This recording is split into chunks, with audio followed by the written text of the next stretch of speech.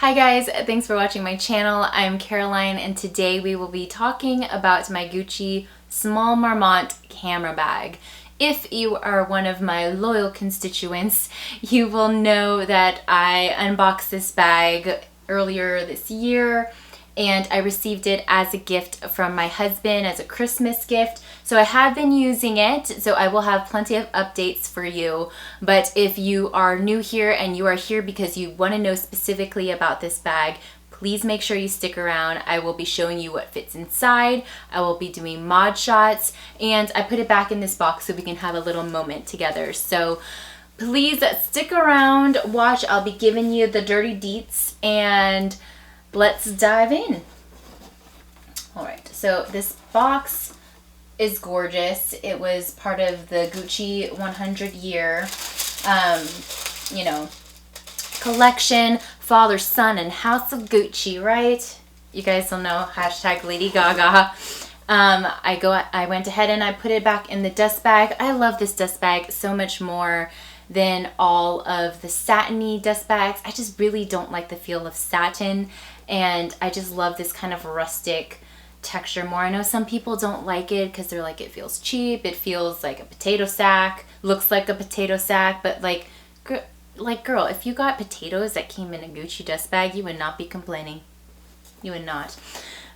So here we go. We do have my Small Marmont camera bag here. It is in the dusty taupe color. I do believe this girl is still available on the website. I'll make sure to link it in the description down below.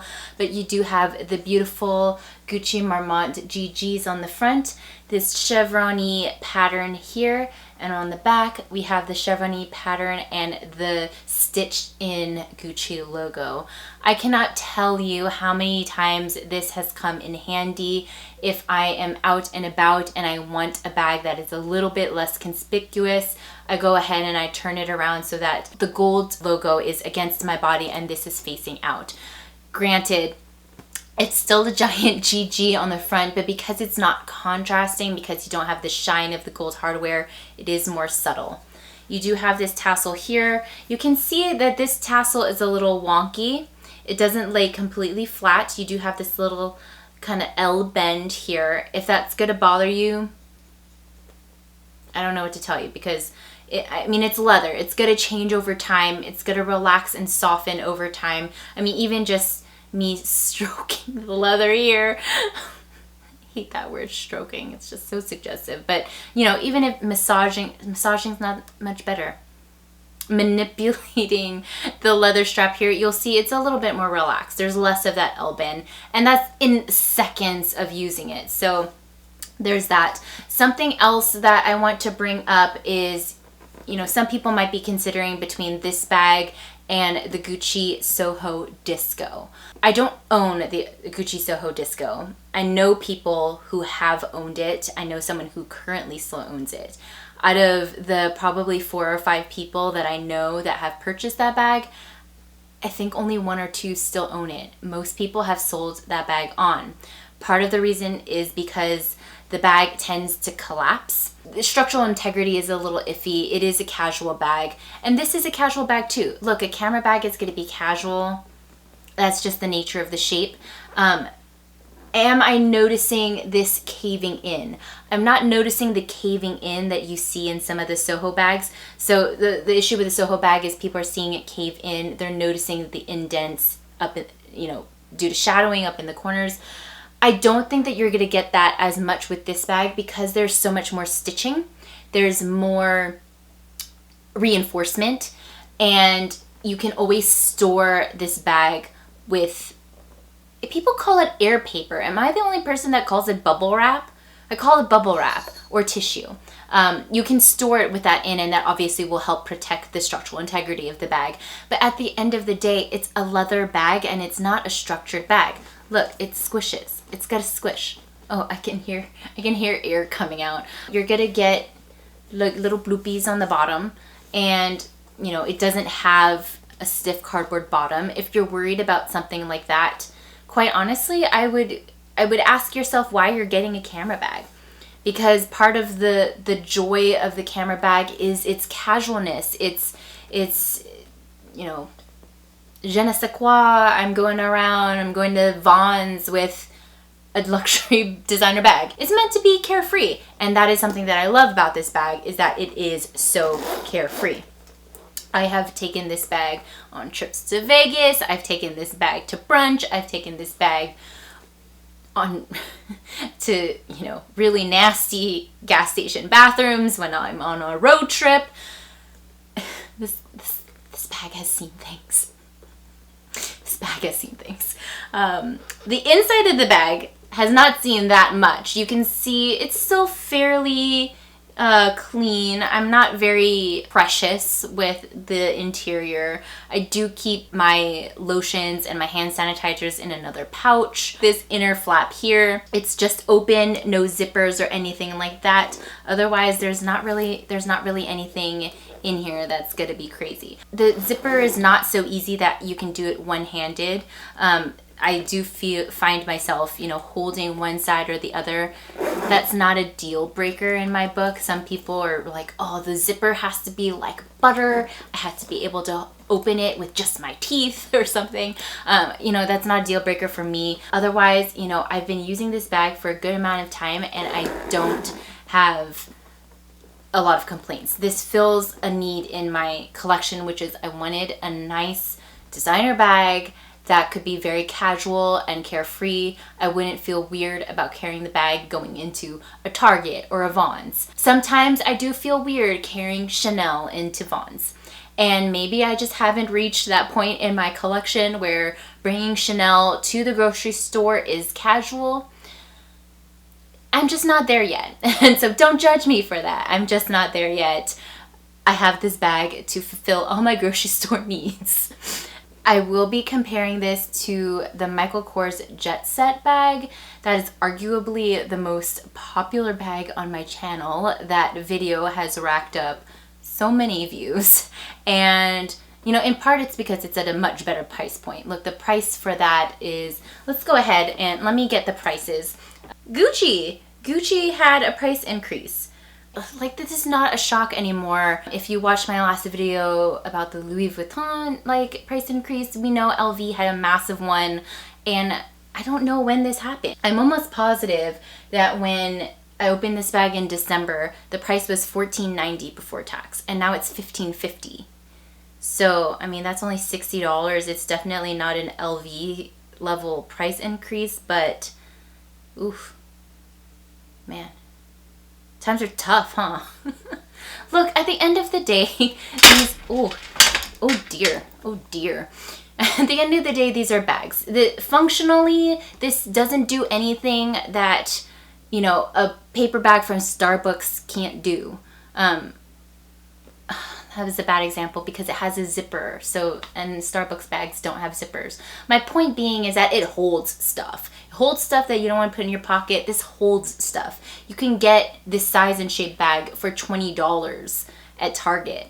Okay, why are we buying this? We're buying it, it's leather. Okay, you can buy leather bags that are this shape for like $100. A Gucci bag is gonna mean something different to you than a Michael Kors bag, if that's what you're into. If you're looking for something that holds great stuff at a lower price point and it's made of leather, buy the Michael Kors bag compared to this one. You know, I'll be real with you. It's not going to serve a functionally different purpose than the Michael Kors bag. All right, so I have filled up the Gucci Marmont.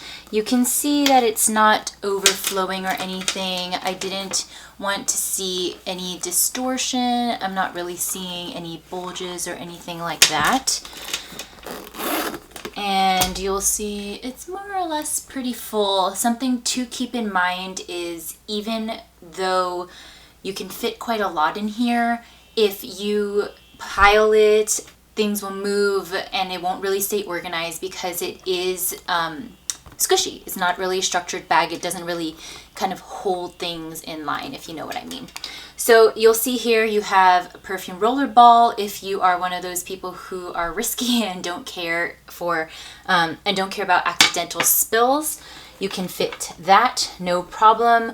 I have a pair of sunglasses here, just in a little cloth case, and that fits nicely on top. I also have this massive 3.5 ounce hand lotion. You certainly don't have to bring this much, but it definitely fits. I also have, you'll see my phone here, and there is enough room that the compact and phone can lay side by side. So you'll see more or less you can stuff the compact in like that. So that's about how much room goes in there. I do have an iPhone XS, and it has a pop socket with a wallet case on the back. So you have a phone and a compact. You can also put in a card case and a mid-sized wallet as well, and that will fit upright. Obviously you can fit mints, you can fit a lipstick, you can fit a pen, which I don't have in here, but you'll believe me, trust me. I have a little coin purse in here, a vintage coin purse from Coach. I also have put in a pouch here. It's just something that holds hand sanitizer, lotion. I have a miniature pen in there, and a mini lipstick as well. So you can fit a lot of things in this little pouch. This is from Leatherology. I love, love, love this, and you can also get it monogrammed. And that's everything that I put in there. You can definitely fit things like a mini umbrella. You can put a passport in the back here. I will say over time, I feel like this flap is a little floppy. You'll see I'm just leaving it kind of like that, and it'll open up. There's no zipper or anything, and because the bag is so loose and the flap is essentially just fabric, there's not a lot of structural integrity. So I'm going to go ahead and take everything that was in this bag and move it over to the Michael Kors Jet Set, just so we get a comparison of capacity. I actually did manage to put everything that was in the Gucci Marmont into this bag. However, you will see, maybe it's not that noticeable. It is really stuffed to the brim, whereas with the Gucci Marmont, I feel like I could have stuffed more things in it, like more chapstick or sets of keys, things like that. There was definitely more availability for like little things like that, and you'll see I kind of precariously stacked everything in here. This is definitely not functional if you were out and about and trying to get to things that are on the bottom.